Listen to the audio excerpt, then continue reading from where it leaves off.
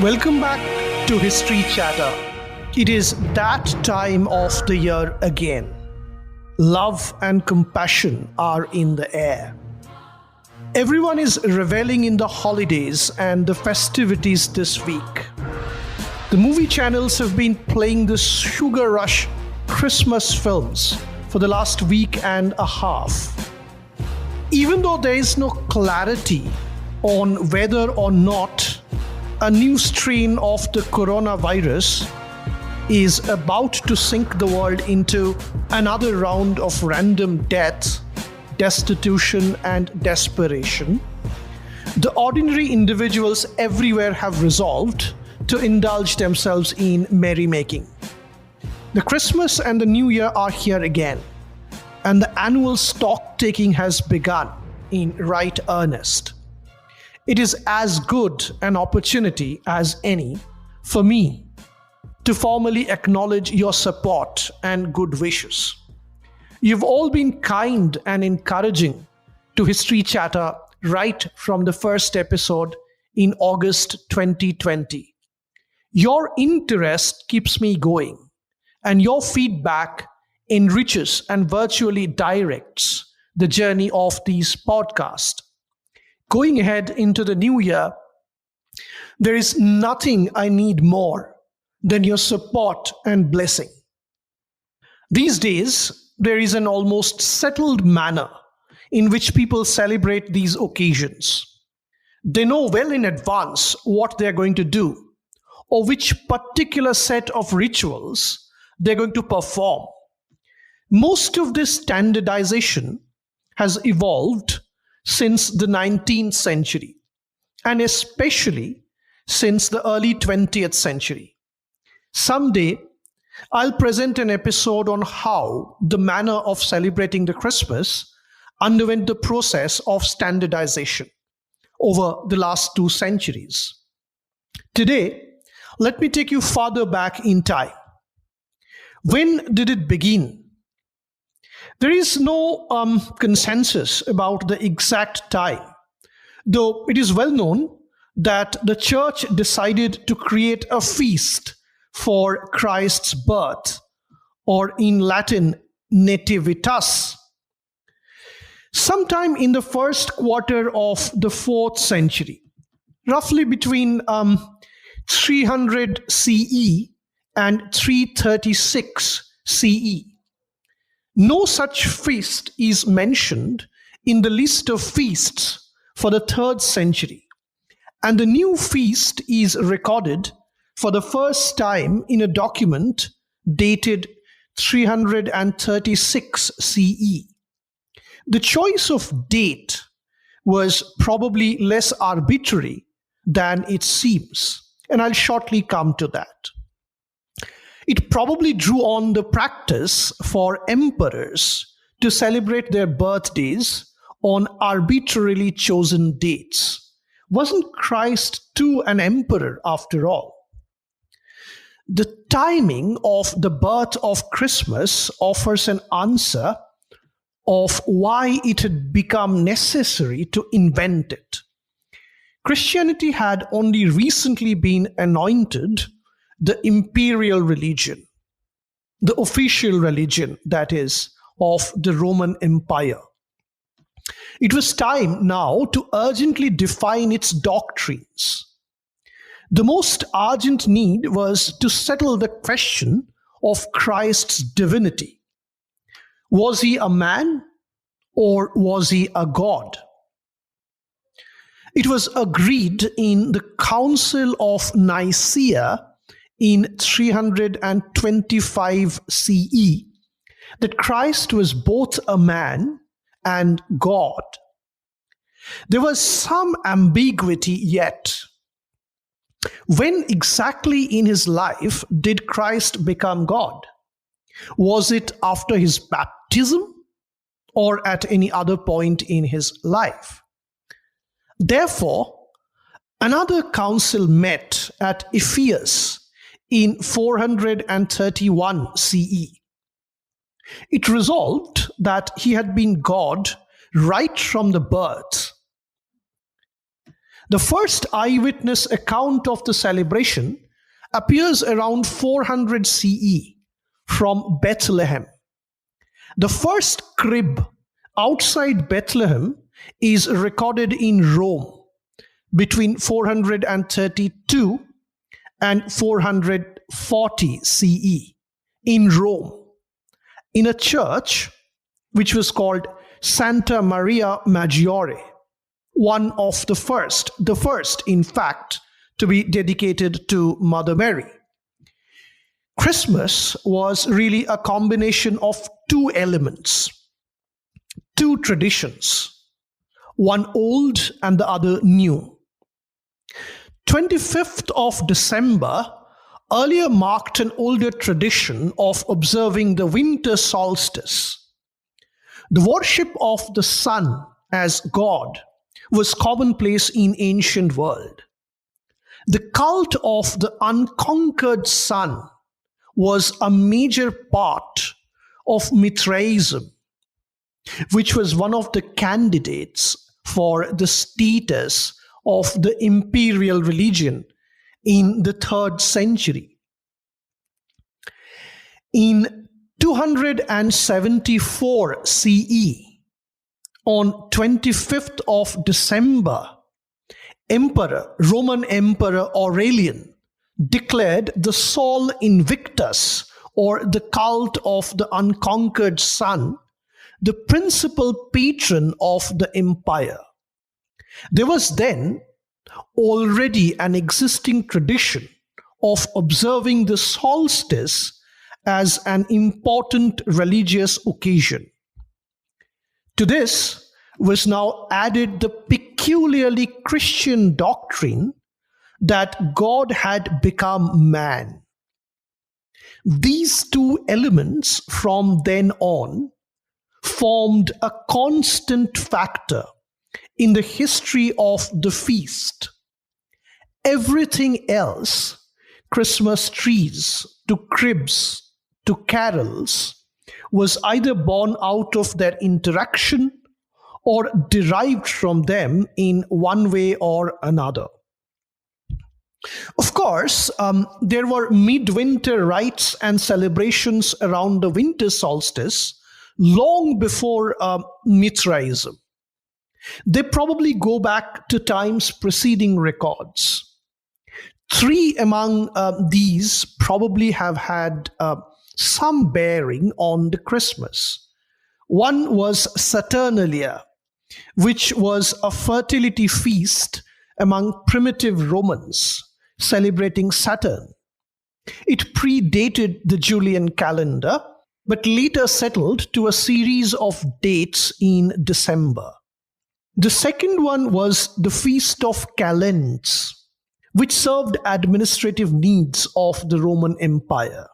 High officials who would be appointed for a year took over on the same date, the 1st of January, every year. Calends meant the first day. The third was probably the Feast of Yule. It was called Gjol in Old English and Jol in Old Norse. Yule is possibly the best explanation for the anomaly that even though religious considerations would make Easter the main feast of the Christian year, in North Europe, that status is reserved for the Christmas. So, when in the 4th century Christmas occupied the strategic date of December the 25th, it moved into a neighborhood already crowded with feasts and celebrations.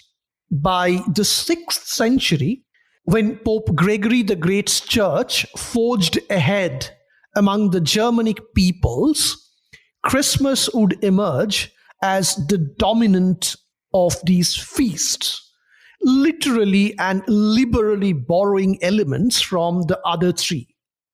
A few resemblances can be immediately listed. On the social side, all three ancient celebrations involved banquets, and a spirit of social harmony. At the Saturnalia, for instance, no punishments of fighting were allowed, and superiors served inferiors. The giving of presents at the midwinter feast almost certainly began as a magical more really than a merely social custom. Saturnalia presents included wax dolls given to children, a charming custom by times of record, but it had a rather horrible past. Even contemporaries thought this probably a vestige of human sacrifice of children to aid the practice of sowing and so on. A more probable ancestor of the Christmas present could be the strainer, or involved in calends. It too had a slightly sinister background.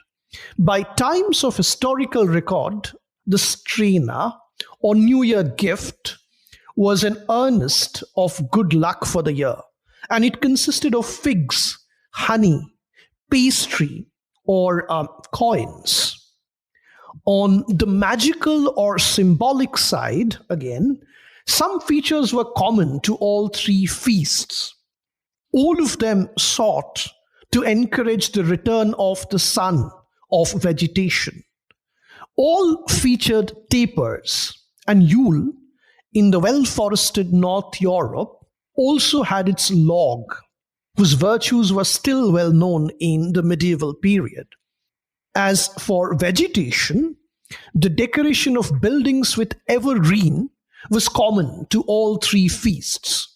Laurel predominating in the south, conifers in the north. These, of course, included a Yule tree. Yule probably inherited a regard for the maverick evergreen mistletoe from the Druidic religion, whose rites in that regard are described at length by Pliny in the 1st century.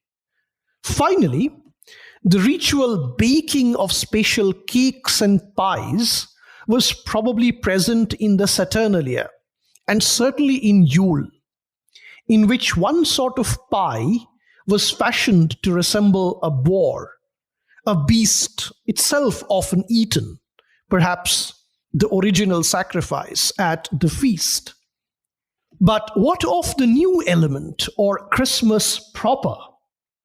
The word Christmas is from the Middle English for Christ's Mass, and the early history of the feast is largely a matter of the Mass and the adjacent liturgy. Christmas was long peculiar in having three Masses: at midnight, dawn or cock crow, and in the day. The most characteristic of Christmas is the one at midnight. It was believed that Christ was born not merely on the darkest date of winter, but at the darkest moment. We know that midnight mass was celebrated in Bethlehem around 400 AD, probably followed by a dawn mass at Jerusalem, and that, partly by imitation, the threefold pattern was fixed in Rome by the middle of the 5th century. From Rome, it spread gradually to the Western Church as a whole. So these are the two elements, old and new, inherited by medieval Christmas from the ancient world. The story of the medieval feast is of their mutual effect, their combined effect. The effect was, of course, not equal. And let us first look at the old element. The first of all its features was the banquet. Chroniclers are always telling us where a king or a magnate celebrated Christmas. Although such literary men were usually above discussing food, The gap they leave is supplied once account books came on the scene. We know, for instance, of a royal Christmas feast in 1377 under Richard II. 28 oxen and 300 sheep were eaten. Smaller scale Christmas dinners are harder to find, but the Yule boar, either the actual animal or a pie in its shape, remained a centerpiece of it. And it remained a centerpiece until the turkey arrived from Mexico in 1531. Lesser birds and game are, however, mentioned in recipes in large quantities. It is true that medieval Europeans sometimes starved to death, but when they ate in a measure which did not escape satire. An anonymous 14th century story, a poem really, describes a knight's Advent meal in quite different terms. It included, and I quote, several soups or stews, 2 helpings of each, then various sorts of fish baked in bread, grilled, boiled, stewed, and spiced, and all with sauce, unquote. After this, the waiters offered him wine to help him enjoy his penance, quote unquote, penance, more easily. Meanwhile, a real Christmas in the 15th century can be glimpsed in a letter from one Paston to another on Christmas Eve 1459. A close friend had just died. John Paston got his wife Margaret to ask a neighbor who had been widowed the previous Christmas what effect her loss had on her celebrations.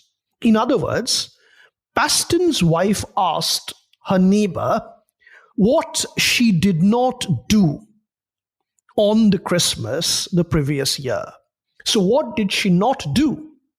The neighbor answered, there were no disguisings, nor harping, nor luting, nor singing, no loud sports, but playing at the tables and chess and cards, which sports she gave her folks leave to play, and none other.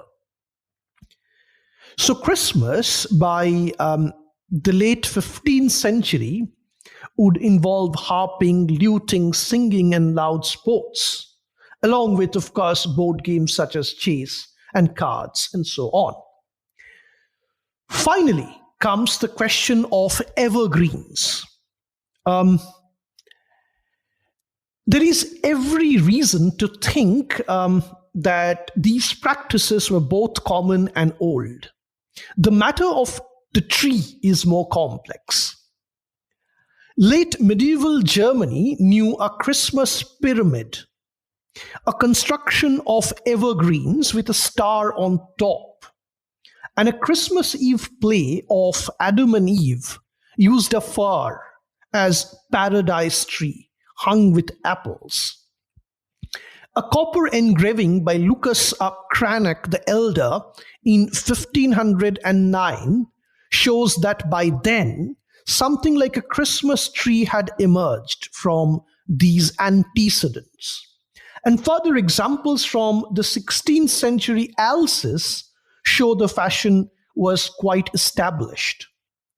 A simple evergreen tree had nevertheless featured in medieval Christmas, as also in Yule before it.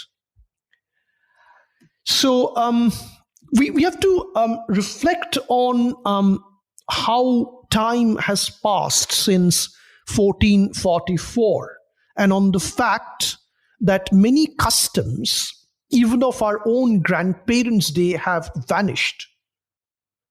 Only then we would understand by the tenacity of these old midwinter customs, some of which lasted thousands of years. In one respect, therefore, if history means development, medieval Christmas did not have much development.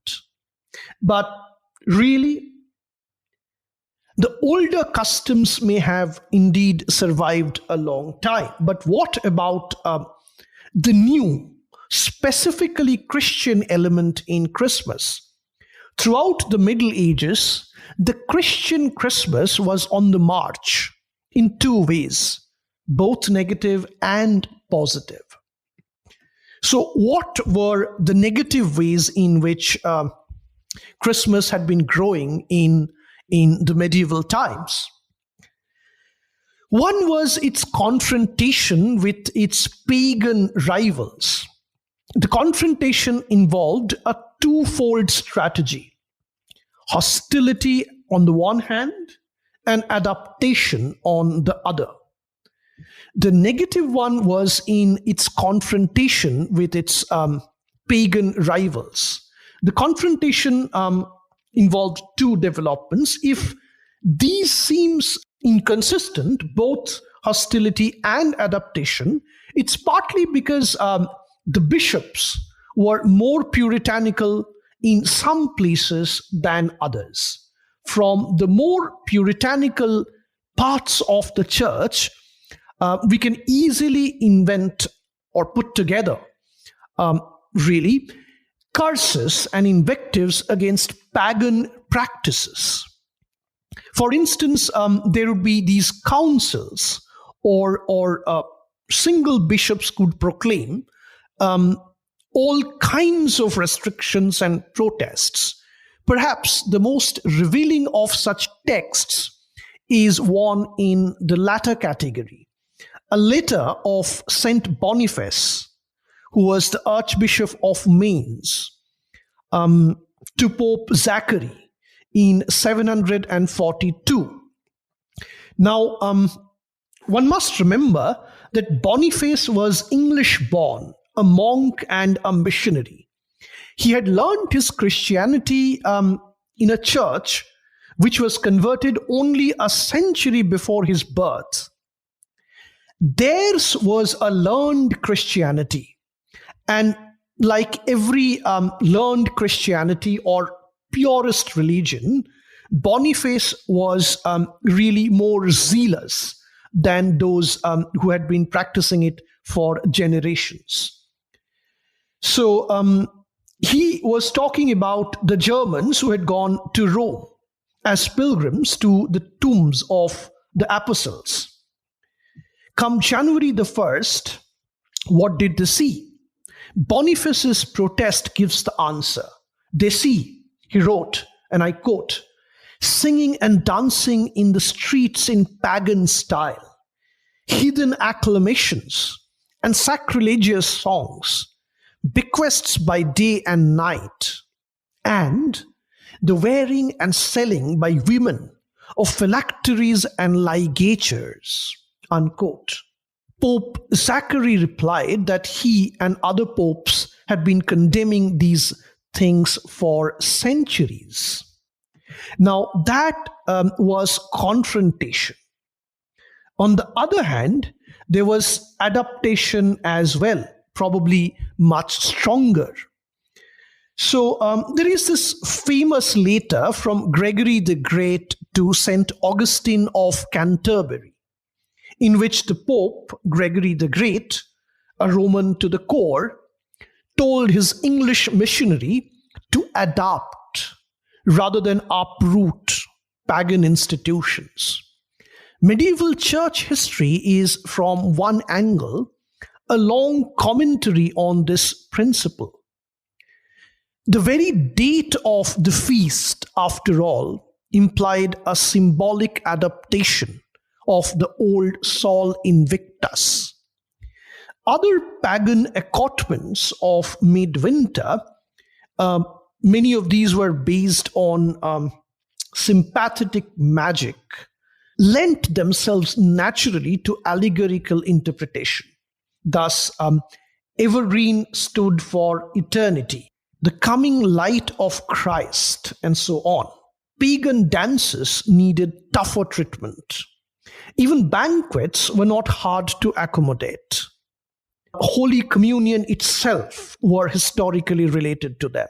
As for presents, the Magi were really the inheritor of gifts.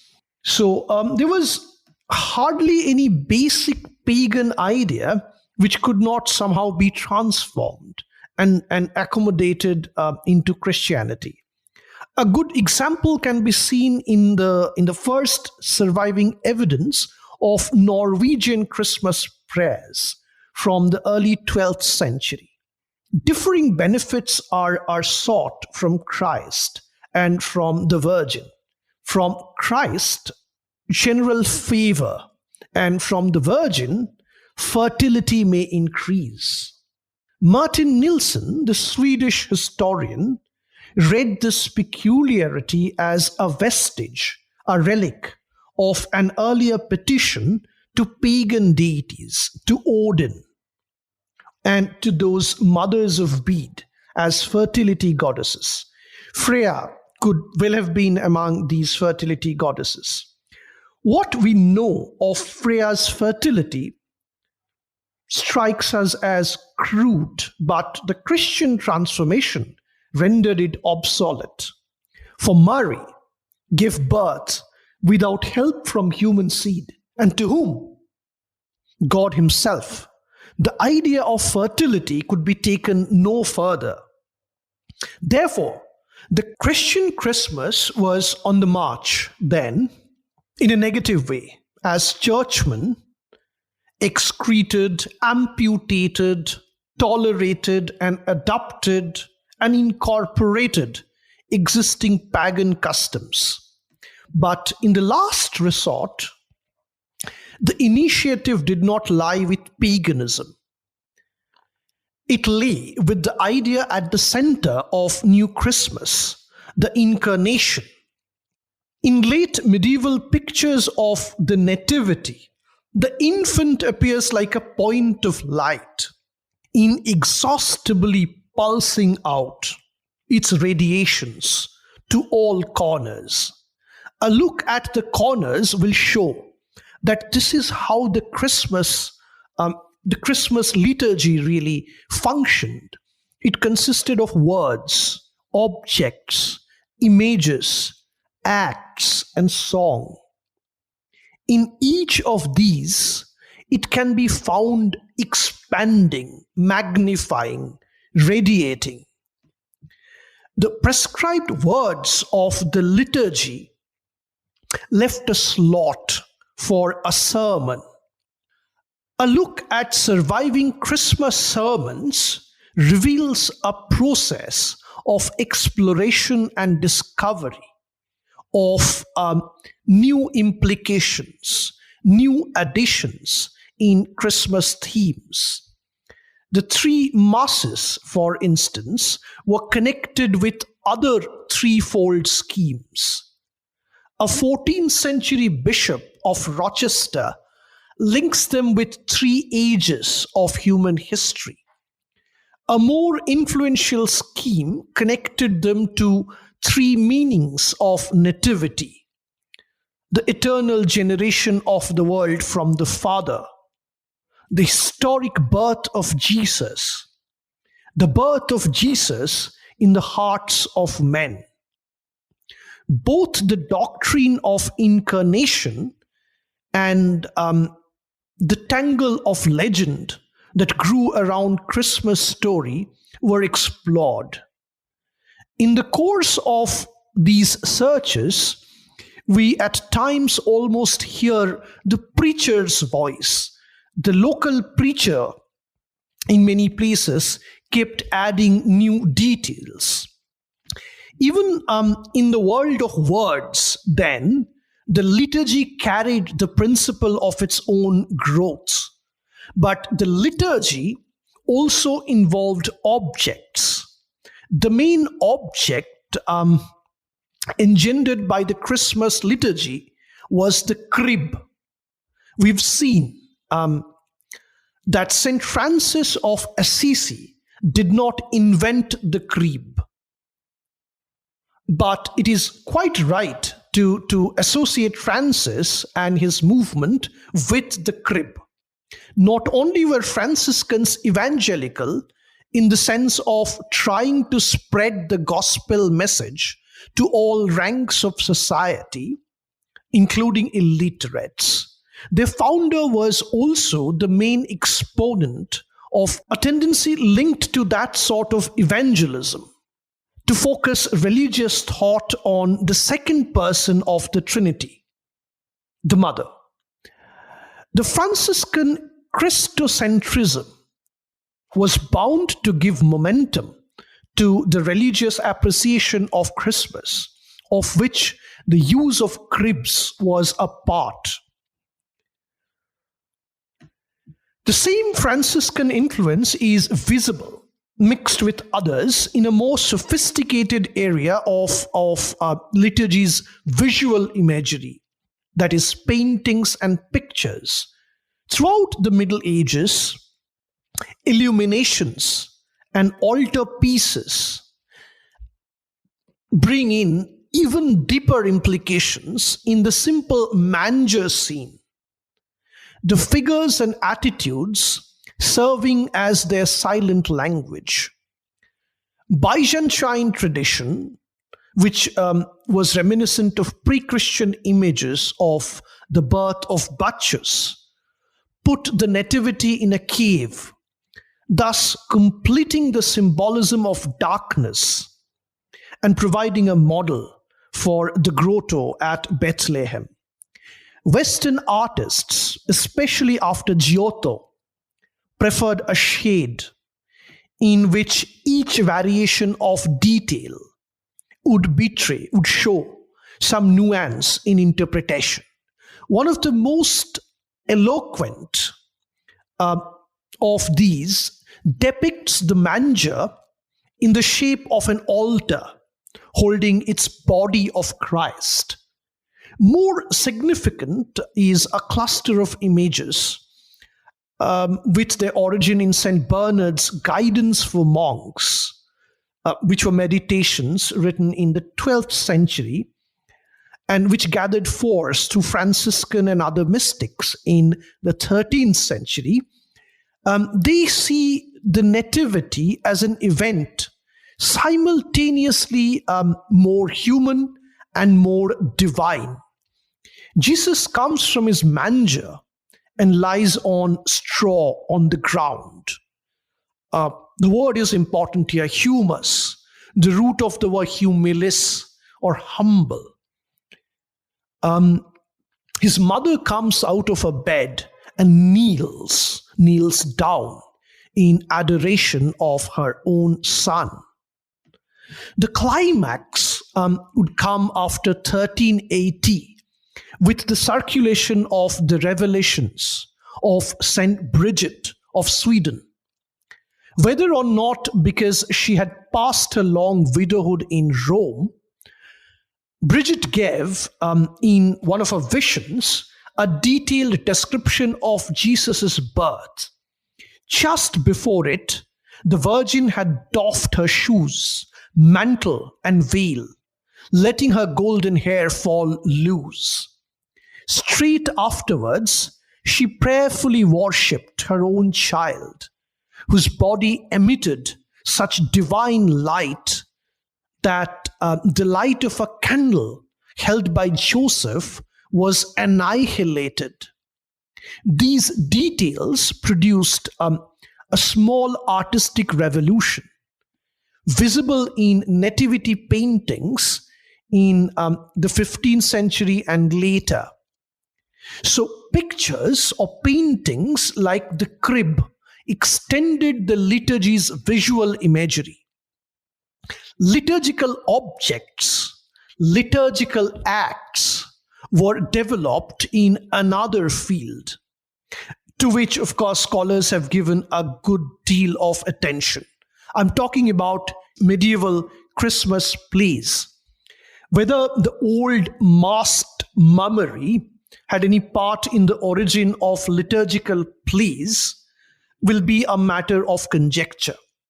What is more certain is that liturgy itself had, by the 12th century, given birth to quasi-dramatic scenes.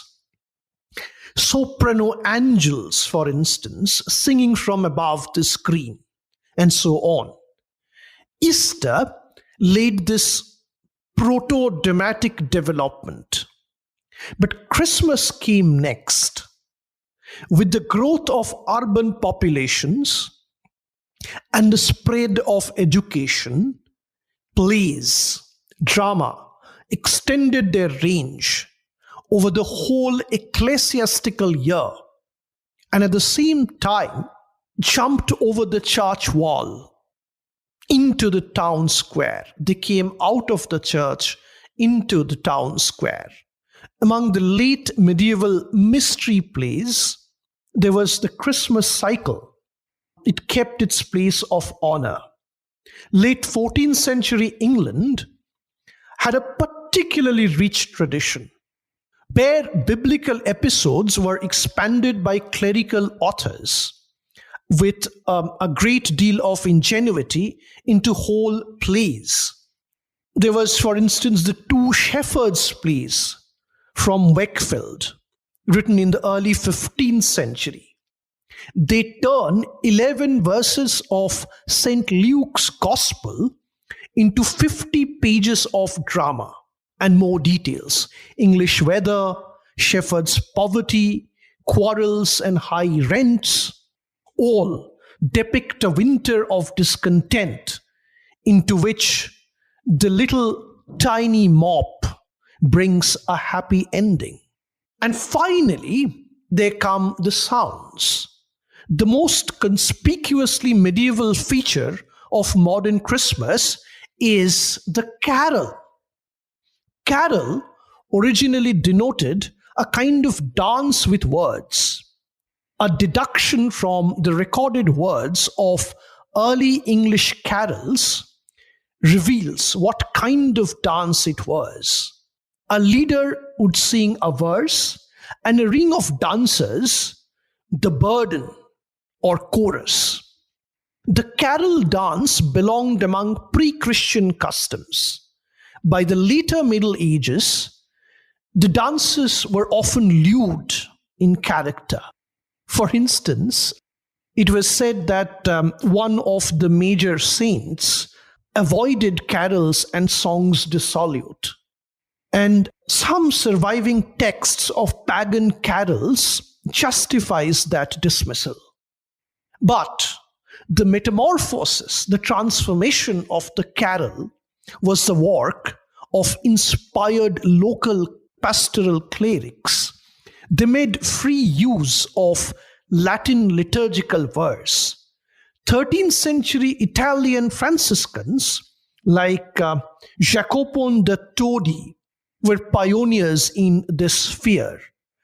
The new genre of vernacular religious song inspired their northern neighbors.